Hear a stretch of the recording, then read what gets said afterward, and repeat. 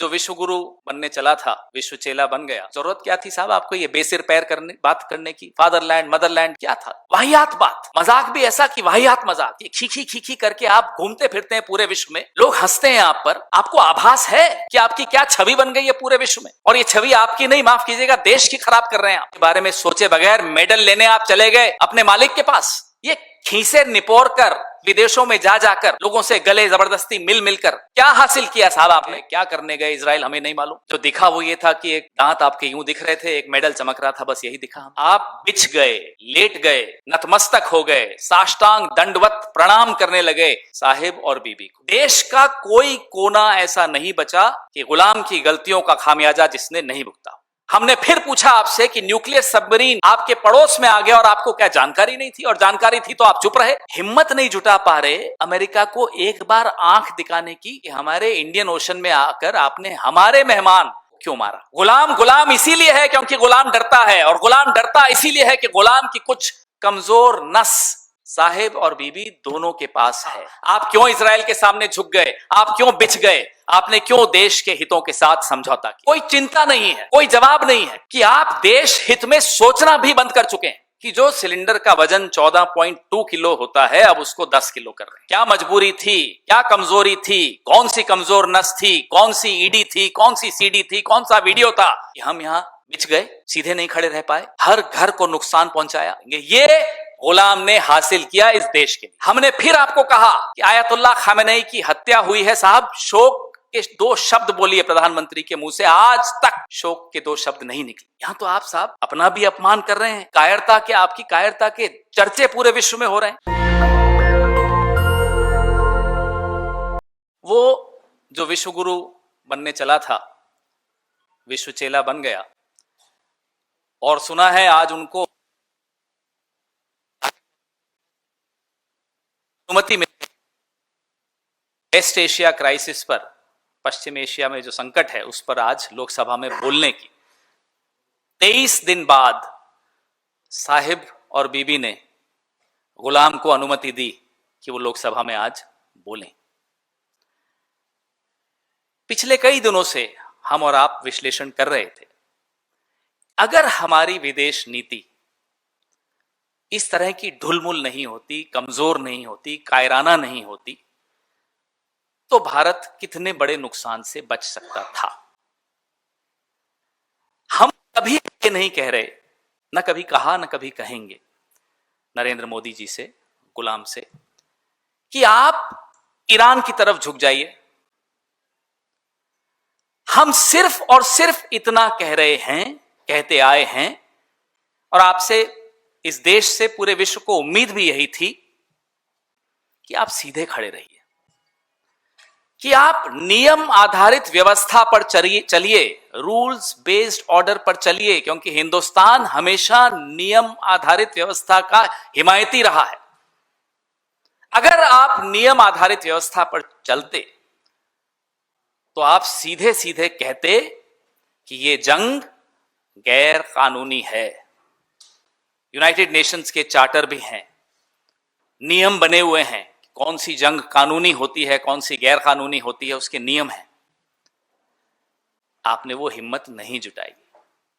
आप सीधे तो दूर छोड़िए, आप बिछ गए, लेट गए, नतमस्तक हो गए, साष्टांग दंडवत प्रणाम करने लगे साहिब और बीबी को। मुझे याद है प्रधानमंत्री जापान की यात्रा पे गए, लौटे और 24 घंटे में जापानीज प्राइम मिनिस्टर का इस्तीफा हो गया। तब भी हमने आवाज उठाई कि आपकी क्या इंटेलिजेंस है, क्या आपको इनपुट्स मिलते हैं आपके मंत्रालय से। अब इजराइल गए, 48 घंटे में इजराइल ने भारत के एक पुराने दोस्त पे हमला किया, गैर कानूनी हमला किया, अमेरिका और इजराइल ने, साहिब और बीबी ने। और गुलाम एक चमकता हुआ मेडल, जिस मेडल का ना कोई पहले इतिहास था ना कोई भविष्य है, इजराइल ने इन्हीं की यात्रा के लिए बनाया, इनको खुश कर दिया, चमकता हुआ मेडल लिए घूम रहे हैं, इठला रहे हैं, मन डोले मेरा तन डोले। ये गुलाम ने किया है, और इसका खामियाजा क्या है, इस देश को क्या भुगतना पड़ रहा है। आज 50% जो घर हैं हिंदुस्तान के, सिलेंडर की कमी है।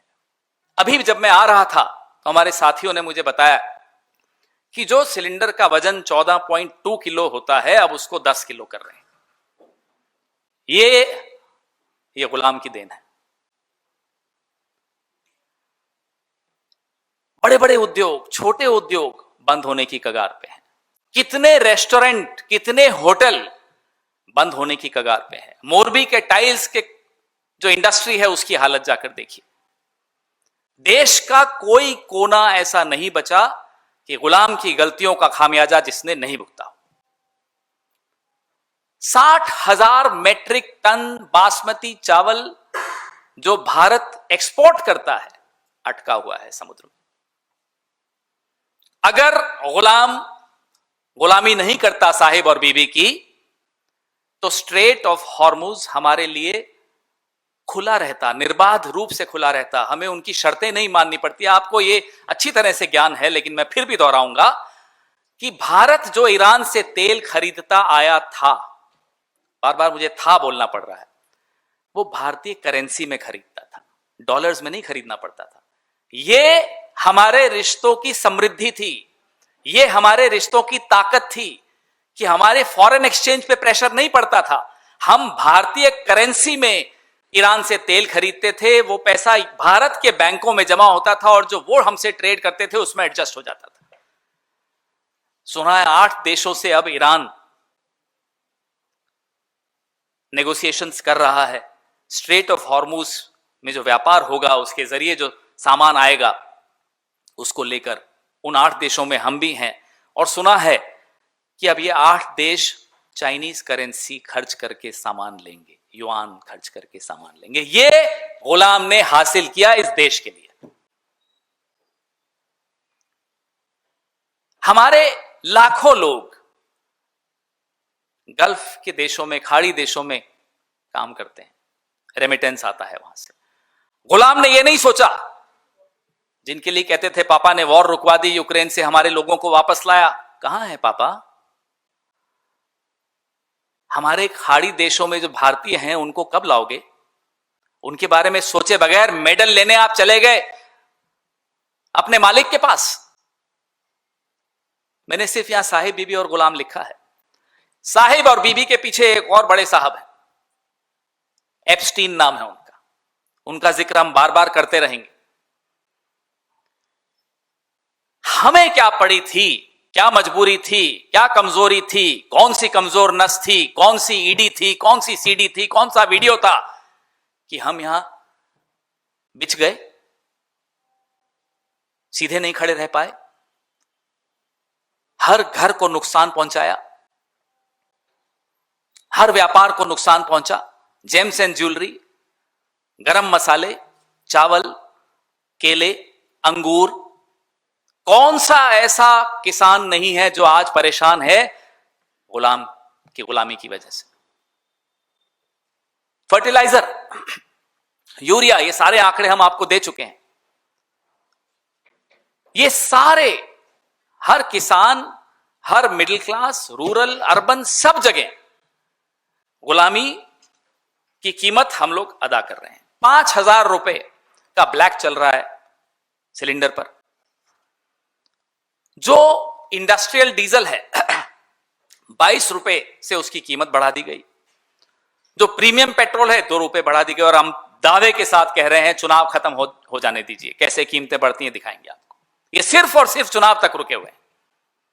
इसमें भी हम बार बार कह चुके हैं कि आपने जो 28 लाख करोड़ अर्जित किया पिछले 12 सालों में पेट्रोल और डीजल पर सेस लगाकर, अब तो कम से कम वो राहत उपभोक्ता को दिलवाइए। नहीं दिलवाएंगे, ये भी आप लिख लीजिए। एयरलाइंस के ऊपर से कैप हट गया, देखिए कैसे बेतहाशा कीमतें बढ़ेंगी। इंडिगो, आकाशा, हर एयरलाइन की, एयर इंडिया, सबकी। ये सब इस पिक्चर की वजह से साहिब, बीबी और गुलाम। जरूरत क्या थी साहब आपको ये बेसिर पैर बात करने की? फादरलैंड, मदरलैंड, क्या था? वाहियात बात, मजाक भी ऐसा कि वाहियात मजाक। ये खीखी खीखी करके आप घूमते फिरते हैं पूरे विश्व में, लोग हंसते हैं आप पर। आपको आभास है कि आपकी क्या छवि बन गई है पूरे विश्व में? और ये छवि आपकी नहीं, माफ कीजिएगा, देश की खराब कर रहे हैं आप। ये खीसे निपोर कर विदेशों में जा जाकर लोगों से गले जबरदस्ती मिल मिलकर क्या हासिल किया साहब आपने? हमने आपको 15-20 दिन पहले जब ये जंग शुरू हुई, खास तौर पे जंग शुरू होने के बाद हमने कहा साहब निंदा कीजिए, नहीं की, हिम्मत नहीं थी, न साहिब के सामने हिम्मत, न बीबी के सामने हिम्मत। हमने फिर आपको कहा कि आयतुल्लाह खामेनेई की हत्या हुई है साहब, शोक के 2 शब्द बोलिए प्रधानमंत्री के मुंह से, आज तक शोक के 2 शब्द नहीं निकले। फिर दोहराते हैं, मत झुकिए ईरान की तरफ, सीधे तो खड़े रहिए, और अगर सीधे खड़े रहेंगे तो निंदा भी करेंगे, शोक भी व्यक्त करेंगे, और जैसा एक सभ्य देश की सभ्य विदेश नीति होती है उसका सम्मान करेंगे। यहां तो आप साहब अपना भी अपमान कर रहे हैं, अपनी कायरता के, आपकी कायरता के चर्चे पूरे विश्व में हो रहे हैं। 85% गैस जहां से आता है वो रास्ता ब्लॉक हो गया आपकी इस गुलामी की वजह से, आपकी इस कायरता की वजह से। मैंने आपको बताया, पहले भी बताया, हम कई बार बोल चुके हैं, हम परमाणु निरीक्षण अमेरिका की आंखों में आंखें डाल के 2 बार कर चुके हैं, 2 से ज्यादा बार कर चुके हैं। यह ताकत थी। बांग्लादेश बनाते वक्त भी आंखों में आंखें डाली थी हमने। क्या मजबूरी है आपकी? मैं फिर जानना चाहता हूं, हम सब जानना चाहते हैं, आपकी ऐसी कौन सी सीक्रेट्स अमेरिका के, एप्स्टीन के या इजराइल के पास या तीनों के पास हैं कि आप देश हित में सोचना भी बंद कर चुके हैं, सही कदम उठाना बंद कर चुके हैं। ब्रिक्स के अभी आप चेयर कर रहे हैं ब्रिक्स को, हिम्मत दिखाएंगे? हम बार बार ये दोहराते हैं, हिम्मत दिखाइए। एक विश्व को एक नैतिक नेतृत्व की आवश्यकता है जो हमेशा भारत ने दिया है। आप में वो हिम्मत क्यों नहीं आ पा रही? जब आइरिस देना को हमारे आंगन में अमेरिका ने टॉर्पीडो किया, हिंद महासागर में हम खामोश रहे। हमने फिर कहा निंदा कीजिए, हमने फिर पूछा आपसे कि न्यूक्लियर सबमरीन आपके पड़ोस में आ गया और आपको क्या जानकारी नहीं थी? और जानकारी थी तो आप चुप रहे। ये गुलामी नहीं है तो क्या है, हमें बताइए। एक छोटा देश, सम्मान के साथ कह रहा हूं, लेकिन एक छोटा देश श्रीलंका हिम्मत दिखाता है, कहता है अमेरिका को हम आपको अपने बेस नहीं यूज करने देंगे। और हम एक पहाड़ सा देश है, बड़ा देश है, ताकतवर देश है, 75 साल से एक ताकत, एक गुडविल, हमने एक नाम कमाया है, और हम हिम्मत नहीं जुटा पा रहे अमेरिका को एक बार आंख दिखाने की कि हमारे इंडियन ओशन में आकर आपने हमारे मेहमान को क्यों मारा। हम हिम्मत नहीं जुटा पाए ये बोलने की कि 168 स्कूल जाती बच्चियों को आपने मार दिया है, ये गलत किया है। हम ये हिम्मत नहीं जुटा पाए। क्यों? क्योंकि गुलाम डरता भी है। गुलाम इसीलिए है क्योंकि गुलाम डरता है, और गुलाम डरता इसीलिए है कि गुलाम की कुछ कमजोर नस साहिब और बीबी दोनों के पास है। क्या हमारे देश के प्रधानमंत्री की कमजोरी के चलते हम देश को कमजोर होने देंगे? हम ये उम्मीद करते हैं कि आज हम जो यहां सवाल जो उठा रहे हैं, गुलाम के पास अभी है आधा घंटा, 33 मिनट है, पूछ ले साहिब से और बीबी से, क्या जवाब देंगे? क्या इन सवालों के जवाब देंगे? राहुल जी ने लगातार कोविड से पहले, जीएसटी से पहले, नोटबंदी के बाद लगातार चेताया था कि संकट आएगा। आप हंसी उड़ाते थे उनकी। राहुल गांधी ने फिर से आपको चेताया है कि बहुत बड़ा भीषण संकट एनर्जी में, ऑयल में, व्यापार में, अर्थव्यवस्था में आ रहा है। लेकिन हमें पूरी उम्मीद है साहिब और बीबी की वजह से गुलाम के मुंह से आवाज नहीं निकलेगी। आज भी लोकसभा में आप ये देखिएगा, जवाब नहीं होंगे। हम ये जानना चाहते हैं, आज जवाब दीजिए कि आपने निंदा क्यों नहीं की थी? आपने शोक क्यों नहीं जताया था? आप क्यों इजराइल के सामने झुक गए? आप क्यों बिछ गए? आपने क्यों देश के हितों के साथ समझौता किया? इसका जवाब आज हम उम्मीद करते हैं आप दीजिए, अगर हिम्मत है तो। लाग लपेट मत कीजिएगा कि हमारी 2 शिप्स आने दी, हमारी 3 शिप्स आने दी। चीन और रूस के लिए निर्बाध रूप से खुला रहा पिछले 23 दिन स्ट्रेट ऑफ हॉर्मुज, हमारे लिए नहीं था। ईरान की एम्बेसी ने भारतवासियों को शुक्रिया अदा किया है, कंट्रीब्यूशंस के लिए, डोनेशंस के लिए, दवाइयों के लिए। हम देख रहे थे कश्मीर की छोटी छोटी बच्चियां अपनी इयररिंग्स दे रही थी। सरकार को धन्यवाद नहीं दिया, भारत को धन्यवाद दिया। और जो राहत वो दे रहे हैं वो भारत को देना चाहते हैं, क्योंकि इस रिश्ते का एक इतिहास रहा है। ये 2 सभ्यताओं का रिश्ता रहा है। सरकारें आती जाती रहती हैं, कभी कभी ऐसी नामाकूल सरकारें भी आ जाती हैं, ऐसे गुलाम लोग भी प्रधानमंत्री बन जाते हैं, लेकिन फिर भी जो बड़े देश हैं, बड़ी सभ्यताएं हैं, पुरानी सभ्यताएं हैं, वो अपने रिश्ते कायम रखना जानती हैं। बधाई देते हैं हम इस देश के करोड़ों लोगों को जिन्होंने संकट की इस घड़ी में ईरान का साथ दिया, सरकारों के बावजूद दिया। जो डिसरप्शंस आ रही हैं मिल्क सप्लाई चेन की, आने वाले 10 दिन में अगर एलपीजी शॉर्टेजेस ऐसे ही चलती रही तो दूध की पैकेजिंग पे नुकसान होगा और दूध की किल्लत महसूस होगी। ये सब आपको वहां नहीं सुनाई देगा आज लोकसभा में। इन सब असली मुद्दों पर आपको कुछ नहीं मिलेगा लफाजी के अलावा, लेकिन इसलिए हम लोकसभा में वो बोलें उससे पहले हम ये सवाल पूछना चाहते हैं, क्या करेंगे आप 60,000 मेट्रिक टन चावल का जो अटका हुआ है? क्या आप गरम मसाले के जो व्यापारी हैं, मैन्युफैक्चरर्स हैं, उनको क्या जवाब देंगे? केले, अंगूर, हल्दी, ये सब परेशान घूम रहे हैं। और जेम्स एंड ज्वेलरी तो इनके अपने राज्य में बहुत बड़ा संकट है। 3,000 एमएसएमईज कर्नाटका में तबाह हो रही हैं इस 23 दिन के युद्ध में। 3,000, 15,000 एमएसएमईज जो automotive sector, garment sector, footwear sector पर सीधा सीधा प्रभाव पड़ रहा है, वो बंद होने की कगार पर है, क्योंकि एलपीजी और सीएनजी की शॉर्टेज है। मंत्री संसद में कहते हैं 74 दिन का गैस है, सोर्सेज के माध्यम से कहते हैं 25 दिन का गैस है। हमें नहीं मालूम सोर्सेज सही है या मंत्री सही है। कोई क्लैरिटी नहीं है, कोई स्ट्रेटेजिक प्लानिंग नहीं है, कोई स्टैंड नहीं है, कोई चिंता नहीं है, कोई जवाब नहीं है। क्या बोलोगे, किस मुंह से बोलोगे लोकसभा? हमारी 37 जहाज, 1,109 सेलर्स और 10,000 करोड़ के सामान अभी फंसे हुए हैं। पिछली बार जब मैं आया तब मैंने आपको एक आंकड़ा दिया था, आज का आंकड़ा यह है। हमारा शेयर मार्केट 48 लाख करोड़ डूब चुका है शेयर मार्केट में पिछले 23 दिनों में।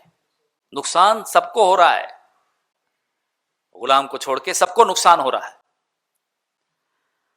और जो हम बार बार इनको कहते आए, याद दिलाते आए कि साहब आपका राजधर्म यह है कि आप निंदा करिए, आपका राजधर्म यह है कि आप शोक व्यक्त करिए, इन्होंने नहीं मानी और उसका खामियाजा आपके सामने है, भुगत रहे हैं सब। पूरे विश्व को मालूम था कि वेस्ट एशिया में संकट बढ़ रहा है, जंग कभी भी हो सकता है। आप फिर भी दौड़े दौड़े गए, क्यों गए हमें नहीं मालूम। पेगासस 2 लाने गए, पेगासस 3 लाने गए, क्या करने गए इजराइल हमें नहीं मालूम। जो दिखा वो ये था कि एक दांत आपके यूं दिख रहे थे, एक मेडल चमक रहा था, बस यही दिखा हमें। देश को जो नुकसान हो रहा है वो अब पूरा विश्व देख रहा है। नेशनल दस्तक की आपसे गुजारिश है कि अगर इसको बचाना चाहते हैं तो नेशनल दस्तक को सब्सक्राइब करने के लिए रेड कलर के सब्सक्राइब बटन को दबाएं, फिर बेल आइकन की घंटी दबाएं।